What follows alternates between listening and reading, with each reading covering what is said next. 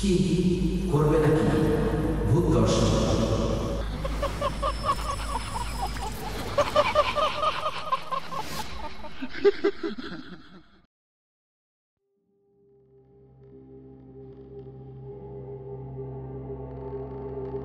আপনি কি বিশ্বাস করেন কিছু জায়গা শুধু মানুষের জন্য নয়, এশিয়ার অনেক দেশে বিশ্বাস করা হয় যে কিছু আত্মা নির্দিষ্ট স্থানের রক্ষক। তারা সেখানেই থাকে, সেখানেই শাসন করে, কিন্তু যদি কেউ তাদের শান্তি নষ্ট করে তবে তারা ভয়ানক প্রতিশোধ নেয়। আজ আমি আপনাদের শোনাতে চলেছি মিয়ানমারের এক প্রাচীন নাট মহলের গল্প, যেখানে এক আত্মার অভিশাপ আজও জীবন্ত। যারা সেখানে প্রবেশ করেছে তারা আর আগের মতো ফিরে আসেনি। কেউ পাগল হয়েছে, কেউ নিখোঁজ। মিয়ানমারে শতাব্দী প্রাচীন এক বিশ্বাস আছে, নাট নামের আত্মারা পাহাড়, অরণ্য বা পুরনো স্থাপত্যের রক্ষক।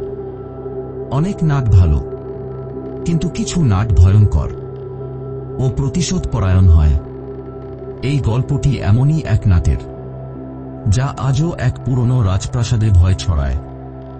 শুরুটা ছিল এক সন্ধ্যায় 1997 সালে।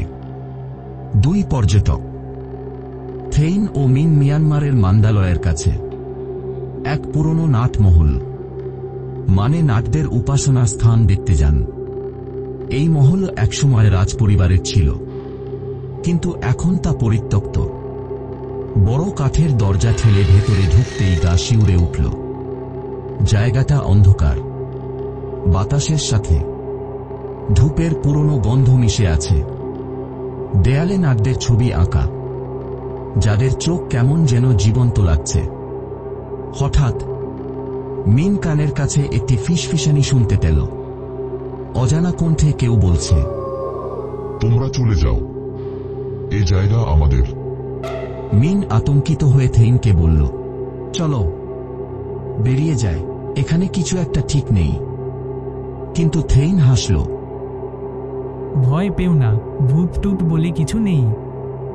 সে মন্দিরের এক কোণে রাখা এক পুরনো সোনার মূর্তির ছবি তুলতে গেল। ক্যামেরার ফ্ল্যাশ জ্বলে উঠতেই এক আকস্মিক শীতল বাতাস মহলের ভেতরে বয়ে গেল। ছাদের পুরনো কাঠ কড় কড় করে উঠল, যেন কেউ সেখান থেকে তাকিয়ে আছে। হঠাৎ করেই থেইন অদ্ভুত আচরণ শুরু করল। তার চোখ স্থির, শরীর কাঁপছে, আর গলায় ভরাট অচেনা কণ্ঠে বলে উঠল, তোমরা আমার জায়গায় কি করছো? আমার সোনার মূর্তি কেন নিলে?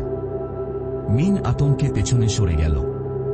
থেইনের মুখ বদলে গেছে, চোখ লালচে হয়ে গেছে, ঠোঁটের কোণে এক অশুভ হাসি। সেই মুহূর্তে মন্দিরের বাতাস ভারী হয়ে এল। চারদিকে কেমন যেন একটা চাপা কান্নার আওয়াজ শোনা গেল।